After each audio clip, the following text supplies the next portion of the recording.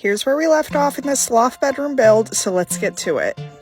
I put up this shiplap panel underneath the bunk. This is above where the desk is going to be. And then I painted the shiplap and the ceiling under the bed the same color blue.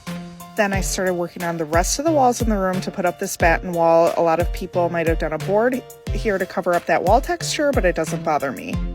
Then I stained these posts and the stair treads the same color stain as I did the railing last week.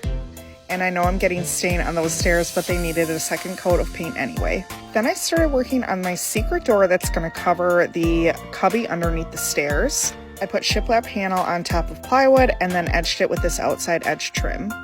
I attached the door with concealed hinges and I made sure the shiplap panel lined up with the rest of the shiplap so it blends right in.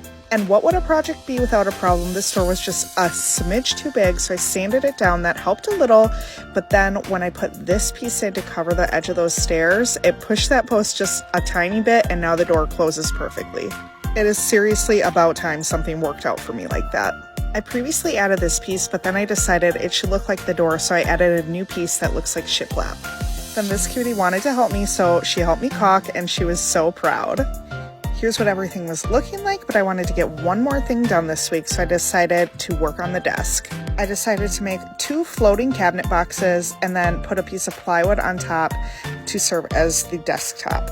So these are really just simple boxes, and I will build drawers later, but for now I'm just gonna install them like this.